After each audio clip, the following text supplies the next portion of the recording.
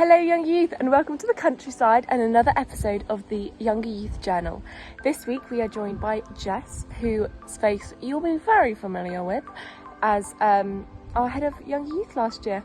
She's going to be talking on love does not envy, and envy is to resentfully long for another person's possessions, their personality, their luck. Just resentfully look at another person's things and be like, ugh, I want that too.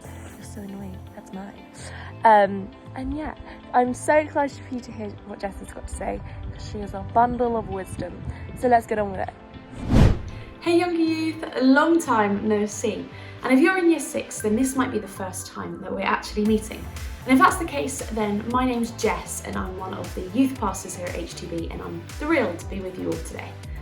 Now, Ellie has explained to me that you guys are going through 1 Corinthians 13, verses 4 to 8, and you're taking it line by line to really exploring to see what it is all about. And it is my pleasure to be going through the line, does not envy, with you all today. Now, before we get going, I've got my laptop here with some notes on. So if I look over here, then that's what I'm doing. But to give this slightly random phrase a little bit of context, I thought we could read 1 Corinthians 13 verses 4 to 8 together.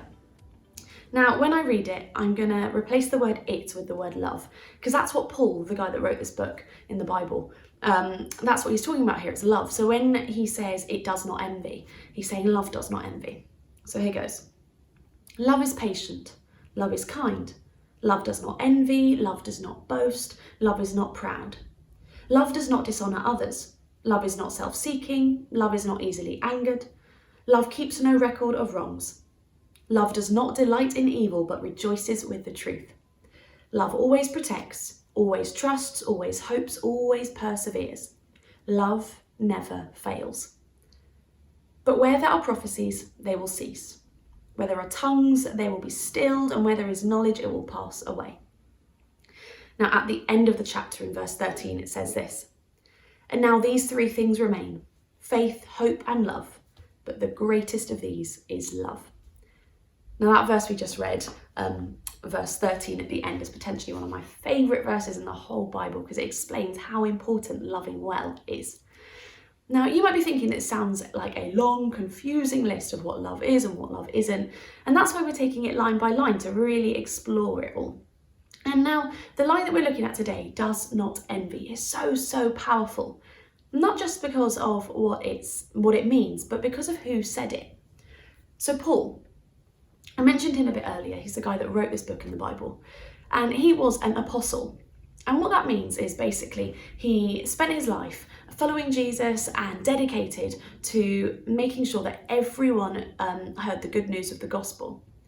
Now Paul was actually he used to be called Saul, and then he met Jesus after he was resurrected on the road to a place called Damascus. And when he met Jesus, his life was radically changed. So you see, before this point, before he'd met Jesus, Paul was not a Christian at all. In fact, Paul used to actually go around imprisoning Christians, so putting Christians in prison, and he used to go around and being not really nice to them, and well, quite frankly, doing some quite horrible things to the Christians he met. He used to hate Christians. But then when he encountered Jesus on the road to Damascus, his life was radically changed forever. And he decided to commit it to going around and making sure that everyone knew and heard about this guy called Jesus. He also spent some time going around and writing letters to churches all across the globe to inspire them and to encourage them on in their faith. Now, we're actually reading one of the letters now today, and when he writes about love, when we've just read that in 1 Corinthians, he's writing to a church in a place called Corinth, and that is why this book in the Bible is called Paul's first letter to the Corinthians. You might be thinking, okay Jess, why are you telling me about Paul? It all seems a little bit irrelevant. Well, I tell you about Paul because it can be really easy to read these kind of things and think, okay, well, for Paul who was writing this, he was a really good Christian and he had like a really strong faith. So loving someone without envy, loving someone well, must have been really easy for him. But actually it wouldn't have always been easy, because he wasn't always a Christian. He didn't always know what it was to love well. So I tell you that to encourage you, because if you're ever feeling like you can't love someone well, or you don't know how to love someone, that's really annoying you, or you're really struggling with your faith, I want you to remember that you're not alone, and to remember Paul. Because Paul wasn't always a Christian. He would have found this stuff hard as well. But what changed was he encountered Jesus. And we can take that as well in our lives today. If we're struggling with something, all we have to do is ask Jesus for help. And that's the amazing thing, is when we ask Jesus for help, he will always help. But now this phrase, love does not envy. What does envy even mean? Well, one way to describe envy, and this is how Google describes it, is this: a feeling of discontented or resentful longing aroused by someone else's possessions, qualities, or luck. So in other words, looking at someone and being jealous about what they have. Now I want you to imagine you're in school, you've just done a test or an exam, and you've got the results back. Now for this test, you studied so hard, you spent so much time, you put so much effort into studying, and you get your result and you're happy with it, you're pretty pleased with it. But your classmate, who didn't study at all, gets an even better grade than you. Now, I'm not sure about you, but if you're anything like me, my initial reaction would be one of annoyance and jealousy. I'll be thinking, how could this happen? They didn't deserve to get that grade. I'm the one that studied hard. And then before you know it, you end up disliking this person just because they got a better grade than you. But what Paul is saying here is that love does not envy. And we're called to love others, love one another. Jesus commands us to in the Bible, and it's actually one of the greatest commandments, is to love one another. So what Paul's saying here, if we take it back into that little analogy, is that if someone were to get a better grade than you, we're meant to love them without envy. So we should be pleased for them. We should be clapping them and cheering them on, not being jealous and not being envious. Now, trust me, I know how tough that is. And that's why we looked at Paul was. That's why we looked at who Paul was as a person. Because Paul would have understood this as well. Paul was human. He had human emotions. He'd have experienced jealousy and envy, I'm sure, in his life. But Paul knew what it was to love well because he'd encountered Jesus. And so actually, Paul, because he'd encountered Jesus, and with Jesus's help, he was transformed. And he was able to love others well.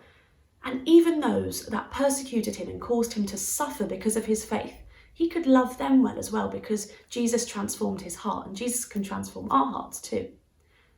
Now, I think it's easy to fall into that trap of thinking that when Jesus tells us to love one another, he's telling us to be nice to each other. But actually, I don't think they're the same thing. I think loving someone and being nice to someone are two very different things. Because you see, I can be nice to someone, but I can still be jealous of them. And I can be nice to someone, I can still be annoyed that they've got cooler clothes than me.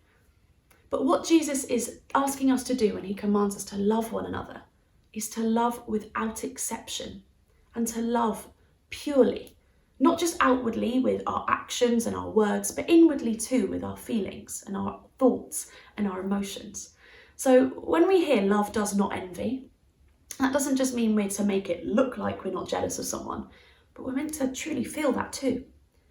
Now, I know how tough that is, trust me. So I have a challenge for us all this week, young youth. Not just for you guys at home, but for me as well. This is a challenge for everyone.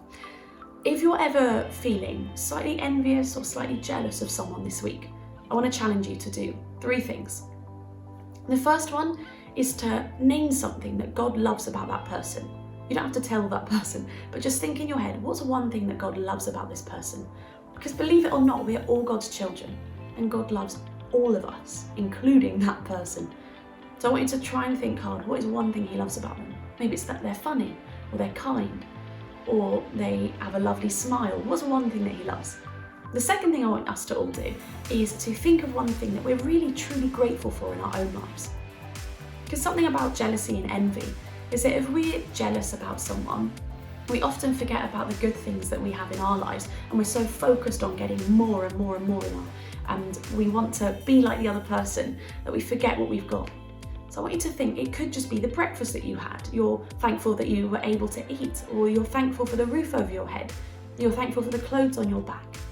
What's the one thing that you're thankful for? And the third thing that I want us all to do this week, if we're feeling slightly envious or jealous of someone, is to pray.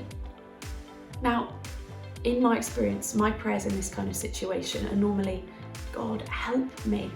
I know you've called me to love well and to love others without envy, but I'm really struggling.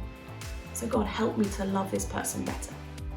That's it. It doesn't have to be long, it doesn't have to be confusing, it doesn't have to use big words. The most important thing is that you bring your feelings before God. Because it's when we do that that He can change the situation and transform our hearts. Now, young youth, it's been a pleasure chatting to you today. Thanks so much for having me. And good luck to you, good luck to me, as we try and love each other this week without envy. See you soon. Wasn't she just a bundle of wisdom? Thanks, Jess, for that talk. Yeah, love does not envy. Let's not be envious. I hope you really enjoyed this video and that you learnt some great things and that you got some good notes in your journal. If you haven't already, make sure you go and write in your journal, fill out all the boxes, make sure you got it all written down, maybe add some artwork, make it your own. We really, really love that you are involved in the journal. And next week we are going to be talking on love does not boast. Ooh. So I can't wait for that one. Definitely a good lesson to learn. Thank you so much for coming, and if you are, make sure to be carrying on practicing learning 1 Corinthians 13 off by heart. I'm doing it daily and I'm trying really hard for you guys. I think I can do it. I think I can do it. I'll see you next week. Bye.